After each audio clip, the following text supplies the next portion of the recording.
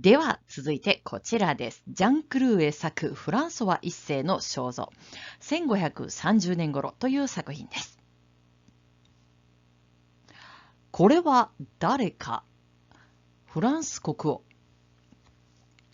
例えば太陽王ルイ14世の肖像では、王は王冠や王爵、王家の紋章のマントなど権威の象徴に囲まれる。ここにも権威の印は見られる。タピスリーに王冠が描かれます。さて、右は後の時代の作品になるんですけれども、太陽王ルイ14世の肖像です。右はもうこれでもかというくらい権威の象徴を詰め込んだ作品です。王は即位式の衣装をまといます。青地に金の百合は中世から続くフランス王家の紋章です。そして王冠がここにあります。王は百合の形が頭についた王笏に手をかけています。腰に下げているのは即位式の剣です。そして、ここには同じく即位式の時に使われる手の形が頭についた正義の手というものが見られます。さて、左の作品にはこれらのものが一つも見られません。ここでは別の方法で人物が王であることが示されます。それがまず、冒頭の紹介にあったタピスリーの模様です。王の顔に重なるように、ここに冠が描かれます。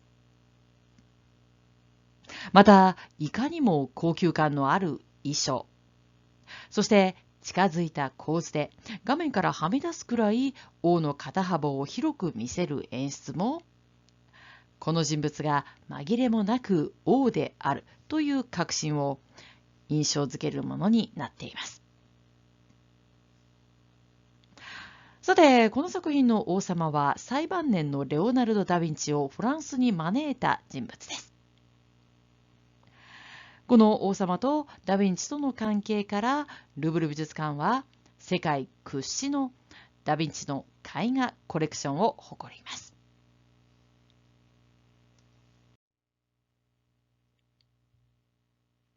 では続いてラファエロの作品です。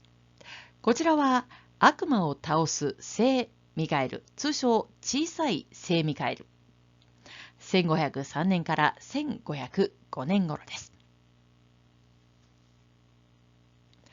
舞台は地獄。罪人たちが責め苛まれる。地獄の最も深いところで大天使ミカエルが悪魔大王サタンを倒す。ミカエルとサタンの戦いはヨハネの黙示録に語られる。地獄の描写はダンテの新曲地獄編によっています。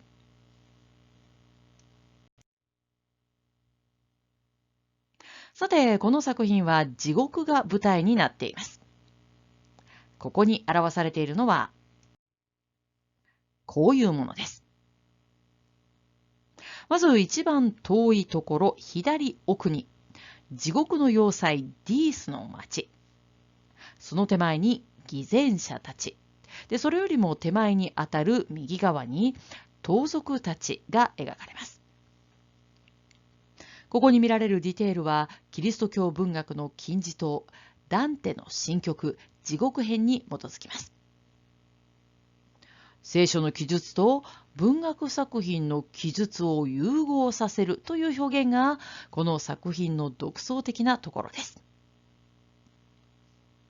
さて、ダンテの新曲地獄編によりますと、地獄は深いところほど罪の重いものがいる構造になっています。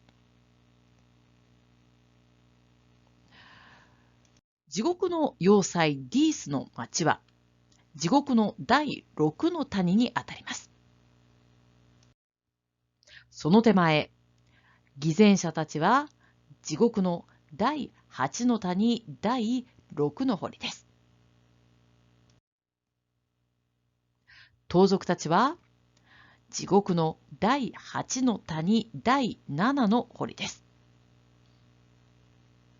つまり、ここでは奥から手前に向かってだんだんに地獄の深いところに当たっているというわけです。画面手前はさらに深いところです。ここに大天使ミカエルに倒される悪魔大王サタンが描かれます。ダンテの新曲地獄編によりますと、悪魔大王サタンは地獄の最も深いところにいることになっています。すなわち、ご覧のこの作品は、悪魔大王が大天使ミカエルに地獄の一番深いところに閉じ込められたということを表します。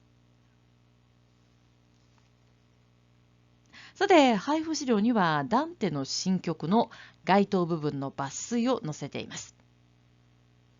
ぜひこちらを読んでみていただきまして、ディテールを鑑賞していただければと思います。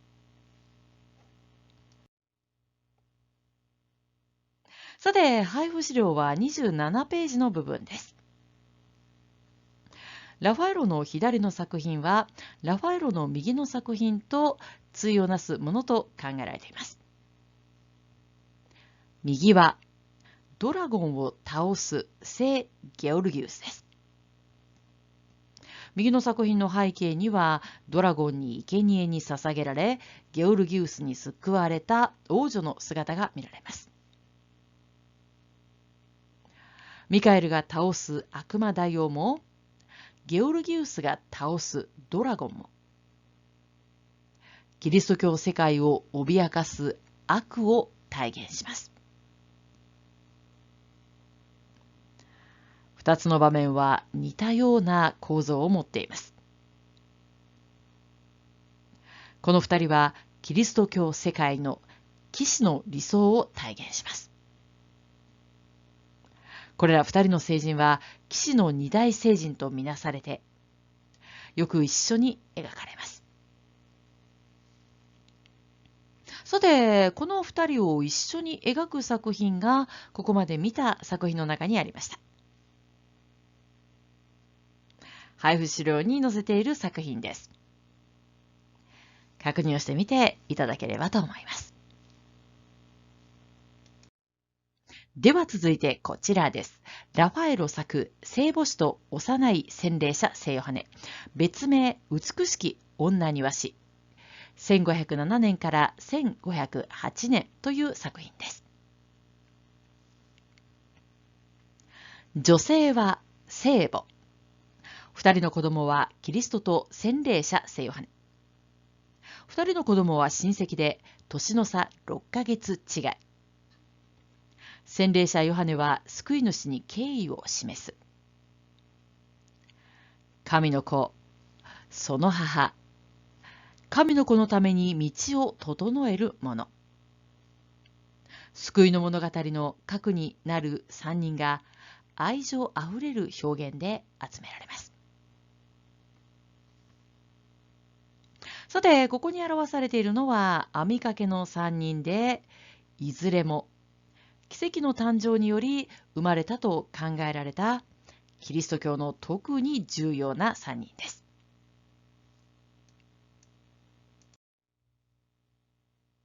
さて、ラファエロのこの作品はダ・ヴィンチの右の作品の影響を示します。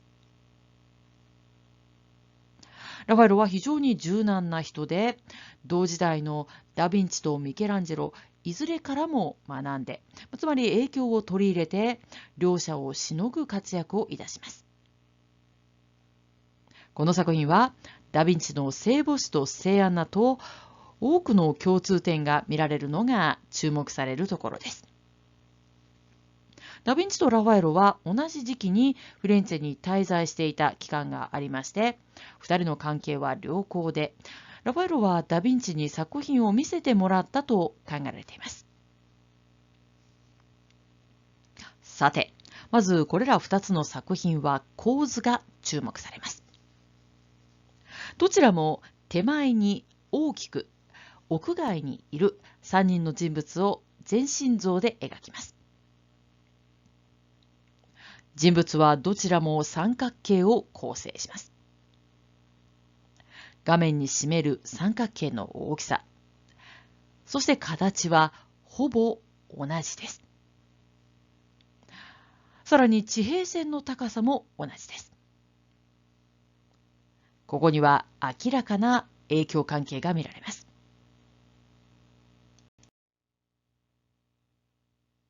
奇跡の誕生による人物が描かれている点でも2つの作品は共通します。ダ・ヴィンチの作品では聖母とキリスト。ラファエロの作品ではもう一人、洗礼者ヨハネが加わります。特に重要なのがキリストの誕生。他の2人は奇跡の誕生の物語をより強く思い出させます。奇跡の誕生とよく一緒に暗示されるのがキリストの死の運命です。人類の救いはキリストの誕生と、そして死によって実現されます。まず右のダ・ヴィンチの作品では、子羊がキリストの死の運命の暗示になっています。同じような位置に描かれて同様の意味を担うのが左の作品では洗礼者ヨハネです。ヨハネが手にする十字の杖はキリストの卓形を暗示するものです。ヨハネは人々に、この人は世の罪をあがなう神の子羊であると言ってキリストの死の運命を予言します。またダ・ヴィンチの作品では手前は崖になっていて、キリストは落っこちそうになっています。この部分も死の暗示です。左のラファエロの作品ではこの部分は崖になってはいないんですけれども、画面手前のこの部分にはキリストの死と苦しみの運命を暗示する植物が描かれているということです。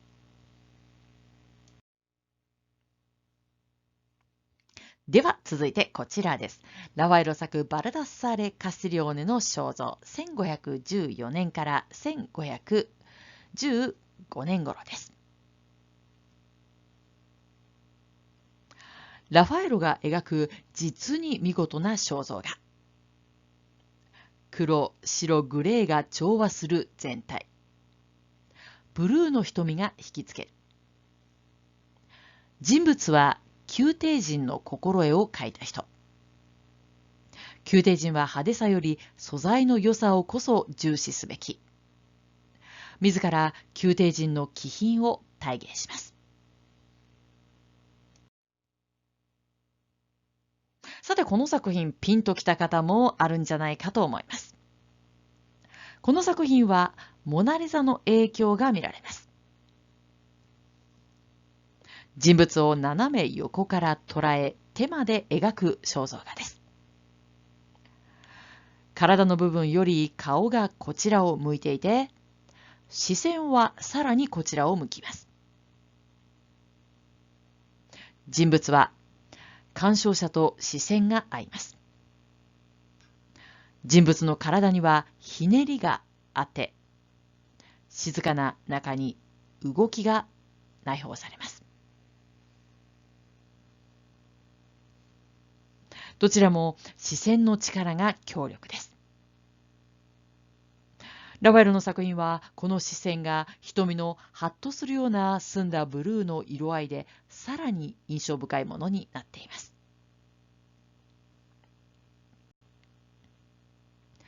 さて、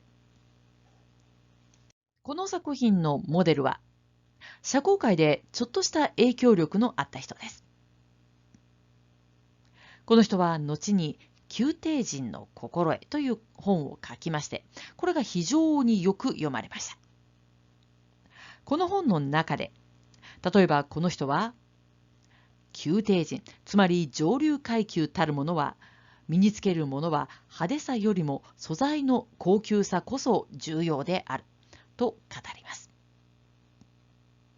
ここではこの人が身につけているものは黒をベースにグレーと白をアクセントにするというものです。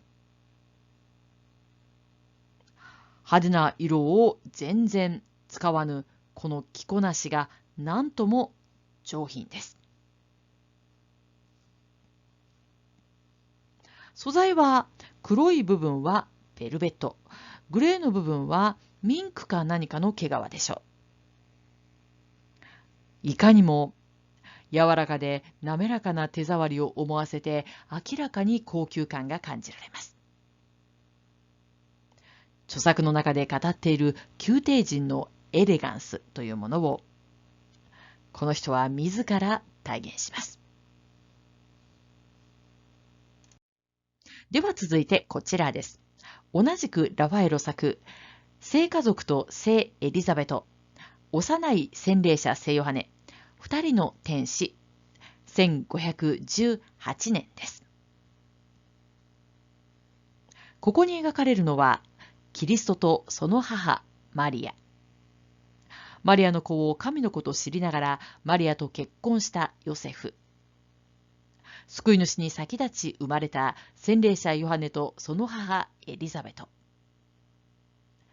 キリストを取り巻く家族と親戚が、ここには勢ぞろいしています。右はキリストと聖母を取り巻く人物の系図です。ここには網掛けの5人が描かれます。これはここまで見た作品の中で最多です。ここにはキリストの家族と親戚、その主要人物が揃います。ヨセフは夢で天使にキリストが神の子であることを告げられます。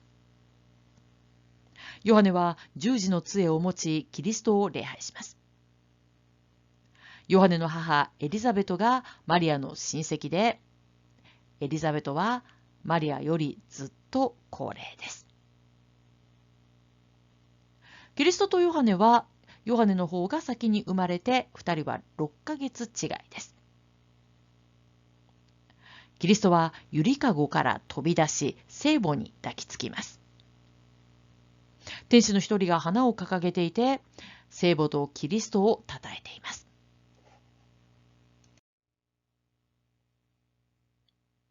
ではこの作品を右の作品と比較して分析していくことにいたしましょう。どちらもラファエロの作品です。これらは様式が随分と違う印象です。2つの作品の間には約10年の隔たりが横たわります。右の作品にはダ・ヴィンチの影響があったのに対しまして、左はこの頃同時期にローマで活躍をしておりましたミケランジェロのダイナミックな作風の影響が見られます。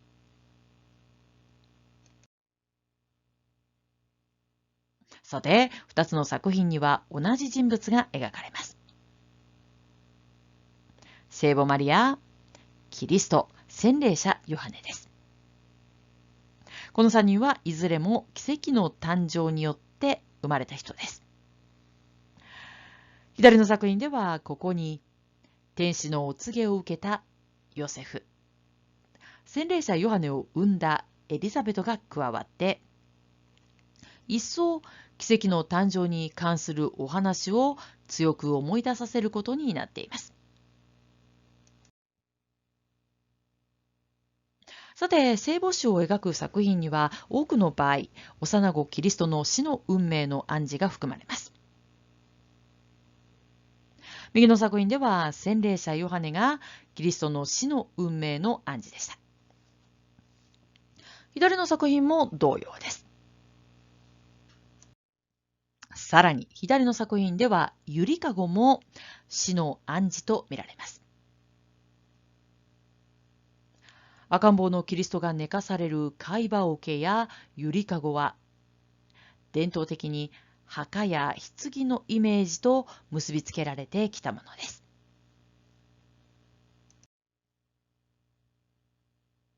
さて、左の作品では、キリストがゆりかごから飛び出しているというのが注目されるところです。ここには墓から出るというイメージが読み取れます。通常、キリストの死の運命の暗示が込められた作品には、どこかメランコリックな雰囲気が漂います。それに対して左の作品は、死の先にある復活を思わせて、かつ天使が花で祝っています。左の作品は全体としてキリストの誕生を祝う身近な人たちという表現になっています。ではなぜこの左の作品に限っては喜びの雰囲気が強調されているんでしょうか。このあたりのところは後で解明してまいりたいと思います。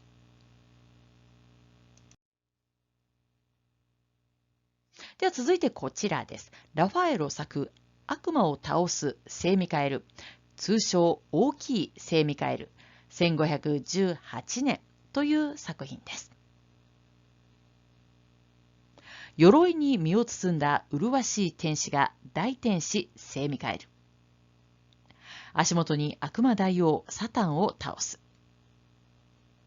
天使と悪魔の戦いはヨハネの黙示録に語られる。地上に災いをもたらす悪魔。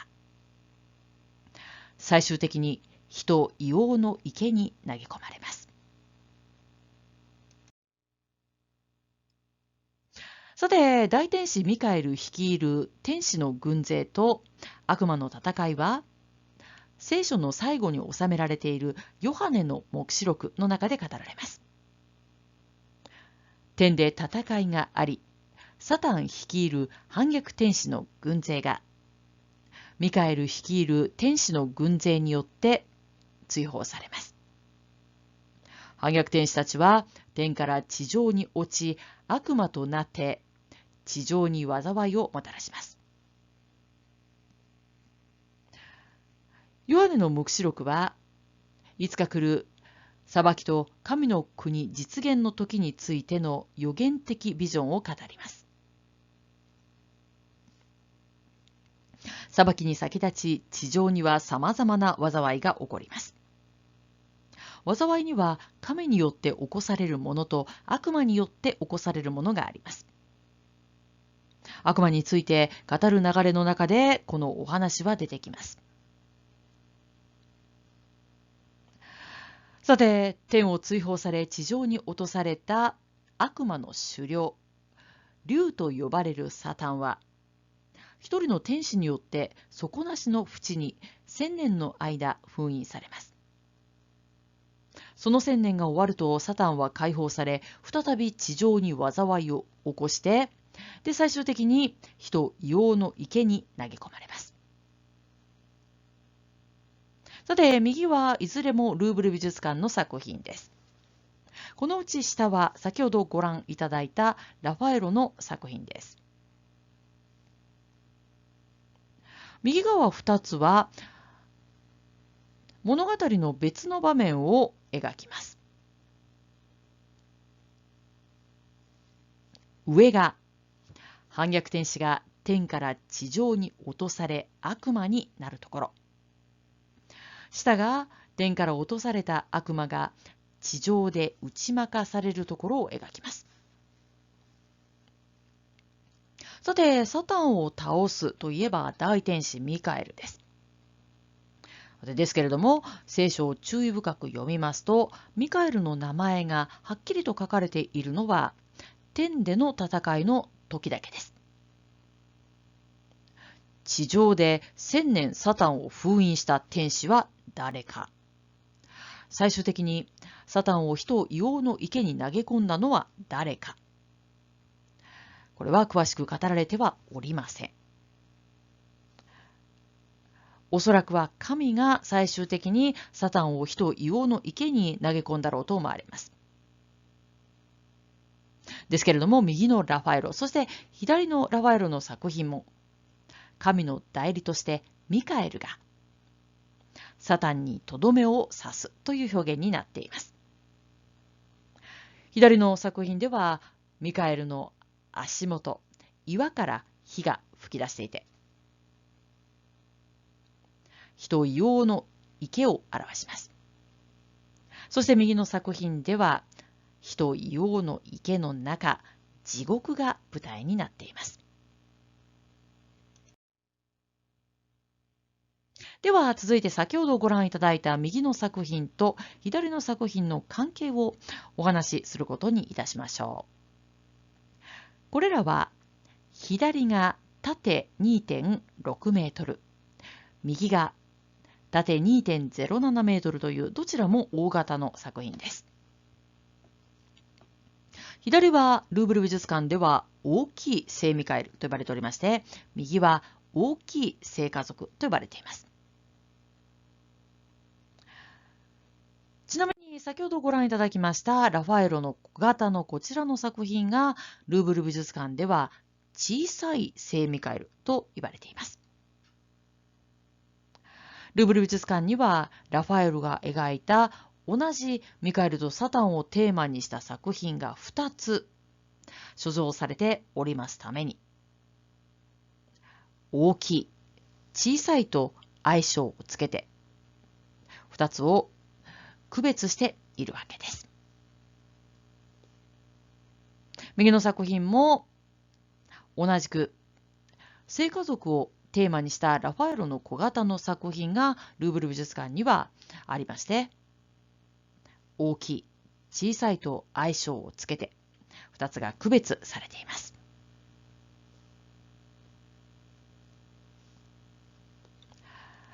さて、大きさが近いこれらの作品は同じ注文者による注文で同じ時期に描かれます。これらはとある人物への贈り物です。誰か、この人、フランス国王フランソワ一世です。作品の贈り主は時の教皇です。ラファエロのこれらの作品は教皇からフランス国王への外交上の贈り物であったというわけです。これは贈られる側にしてみればもう最高の贈り物です。フランソワ一世というのはレオナルド・ダ・ヴィンチをフランスに招いた王様です。フランソワ一世はイタリア美術に心酔していて、ダ・ヴィンチに続きラファエロもフランスに招きたいと考えていました。教皇からは4枚の作品が贈られます。それぞれ最終的な送り先が想定されておりまして、これら2つの作品は、左がフランス国王フランソワ一世自身への贈り物、右がその王妃クロードへの贈り物として描かれました。これら2つの作品には教皇からのメッセージが込められます。さて、右の作品は喜びのムードにあふれた作品でした。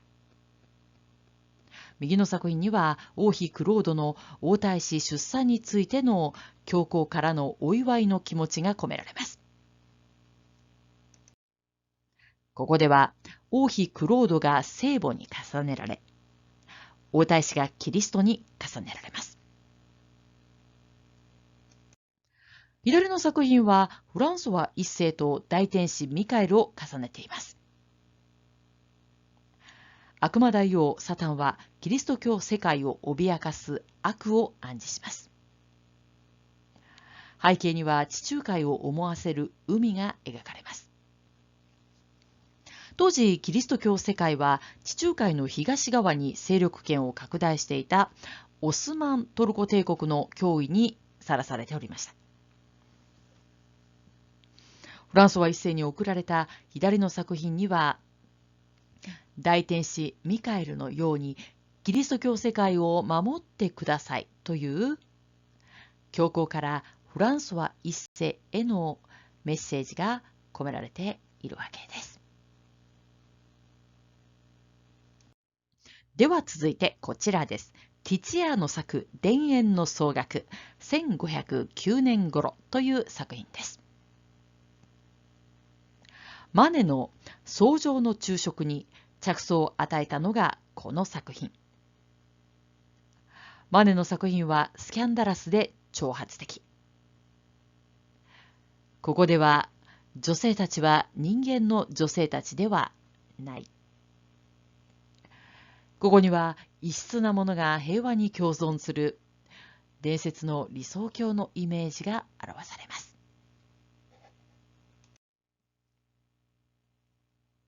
ではまずここにはどういうものが描かれているか、そこから見ていくことにいたしましょう。まず画面の中央には服を着た2人の男性が見られます。左の男性は帽子をかぶって光沢のある赤い布のゆったりした服を着ています。この人は足にタイツを履いています。この人が着ているものは豪華な衣装です。この人は髪もきれいに整えられます。この様子から判断をいたしますに、この左の男性は上流階級の男性です。この人はリュートというギターに似た楽器を弾いています。一方、右の男性は左の男性とは対照的な様子です。この人は素朴な服で、足は裸足、髪はというとボサボサです。こちらの右の男性は平民の男性です。男性たち2人のそばには女性が2人います。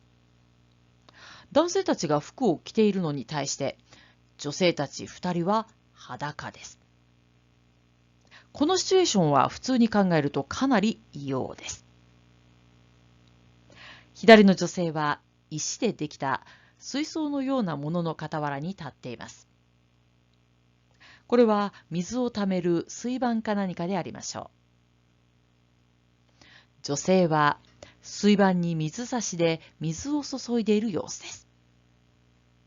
一方、右の男性は男性たちの傍らに座っています。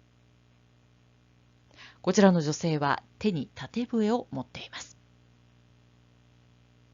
人物たちは緑豊かな田園風景の中にいます。草木に覆われた大地が緩やかに起伏しながら遠くまで広がります。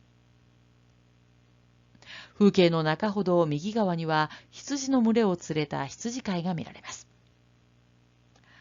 中央、少し奥には羊飼いのものらしき素朴な小屋が描かれます。さて、というわけでこれがおおむねこの作品に描かれているものです。では、ここに描かれたこれらのものは一体どういうふうに結びついてどういうことを表しているんでしょうか。まず中央の男性2人は左が上流階級の男性で右が平民の男性です。この2人は本来であれば住む世界が違う人たちです。ですけれどもここではこの2人肩を並べて仲良く会話をしています。男性たちの前には女性が座っているんですけれども、男性たちの様子から判断をするに、男性たちは女性たちに気がついていないようです。これでどういうことなのか。女性たちは人間ではない存在であるということです。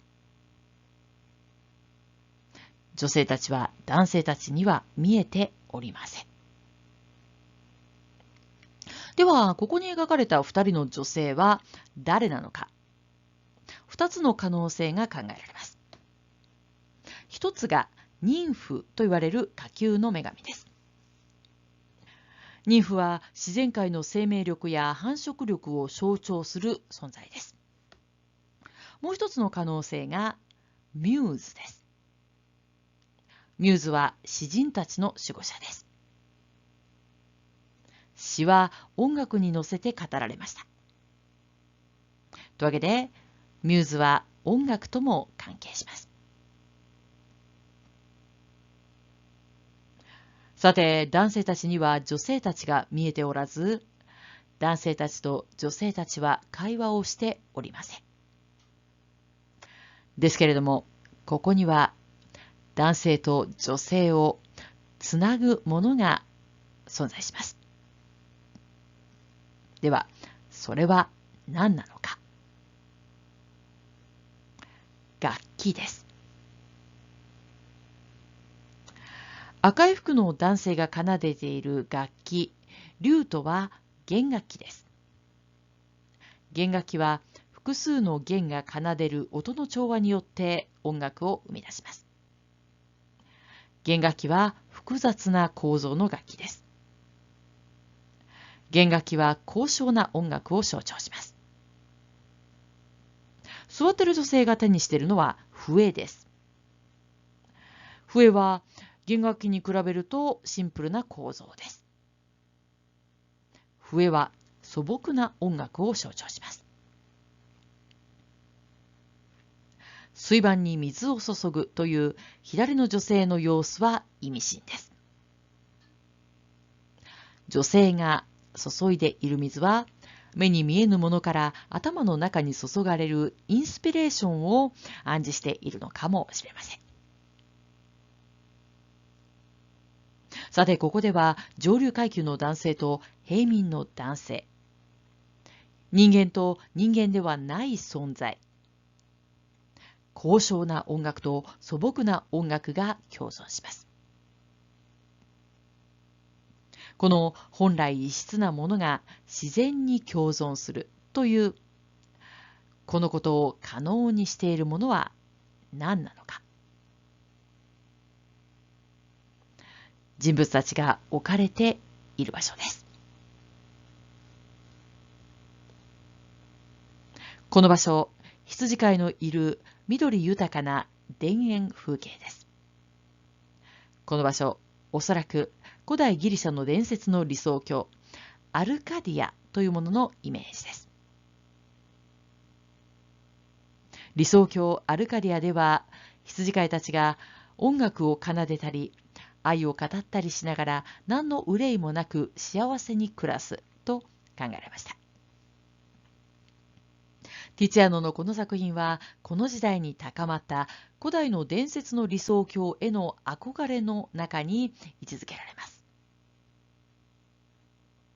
この作品は理想郷アルカディアのイメージを異質なものが平和かつ自然に共存する世界として表現していると考えられます。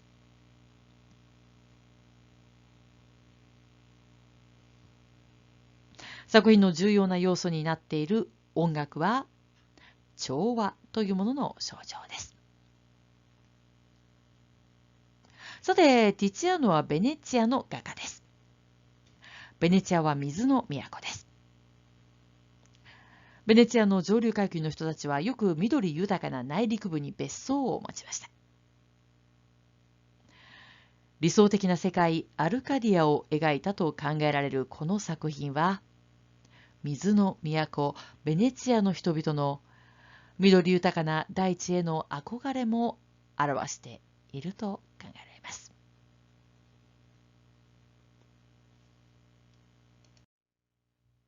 では最後にこちらの作品です。ティツィアーノ作鏡を見る女性。1515年頃です。ティツィアーノの魅力的な女性像の一つ。この女性は誰か。露出度の高い姿、おそらく高級娼婦。赤い色の長い髪、白い肌、ふっくらした顔立ちはベネチアの美の条件。ベネチア絵画に多く見られる。こういう壺はマグダラのマリアの目印。密かな暗示が考えられます。さて、この女性はそれではどういう人なのか。ここにご覧いただいているのはティチアノの肖像画です。ティチアノは肖像画の名手で、ヨーロッパ中の君主がティチアノに肖像画を描いてもらいたがりました。上段一番左が前回の講義に出てきたルネサンス時代の有名な芸術保護者イザベラ・デステです。その右が神聖ローマ帝国皇帝カール5世の皇后です。そして上段右の2つがティチアノの娘の肖像です。下段の4つはベネツィアの高級娼婦の肖像です。では、ルーブル美術館の中央の女性は上下どちらのグループに近いでしょうか。そう、下側のグループです。ルーブル美術館の作品はベネツィアの高級娼婦を描いていることがわかります。さて、下段の4つの作品と中央の作品でおおむね女性たちに共通して見られる特徴が、金髪または明るい色の長い髪、白い肌、ふっくらした体つきです。これらはベネツィア絵画の女性表現によく見られる特徴です。これらは当時のベネツィアでは女性の美の条件であったということが想像されます。さて、ここでは男性が2枚の鏡を持ち、女性の身支度を手伝います。鏡は平面的な芸術である絵画というものに面白い視覚的効果をもたらします。女性は鏡に映った顔を見ます。男性は女性の瞳を覗き込みます。その瞳の端には男性が映っているかもしれません。我々鑑賞者は女性と男性を正面から見るわけでありますけれども、女性の後ろの2枚目の鏡には女性の後ろ姿が見えています。鏡は合わせ鏡になっていて、女性は顔を見ながら後ろ姿も見ています。ここでは女性、男性、我々鑑賞者、誰の視線も合いません。ですけれども、ここには2枚の鏡が描かれて、視線が複雑に交差します。2枚の鏡は巧みに強調されています。1枚目の鏡は女性の視線によって、2枚目の鏡は指さすような女性の仕草、そして袖口の丸い形とのリズムによってそれぞれ強調されています。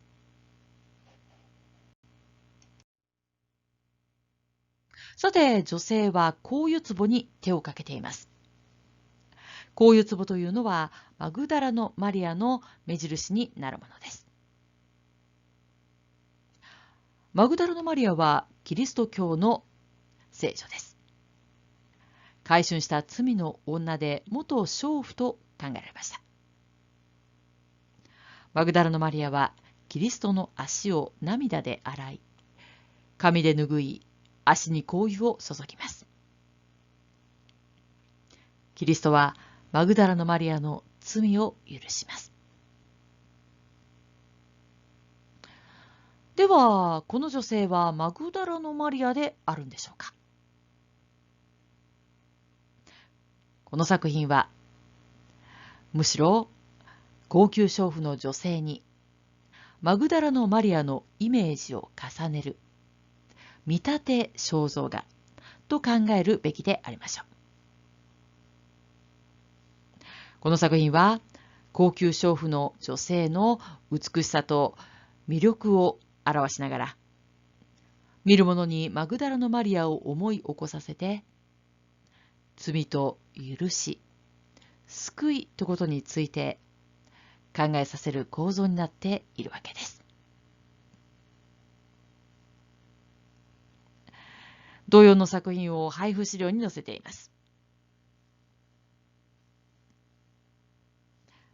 見立て肖像画という構造が作品に意味的な深みを加え、見る者に思索を促します。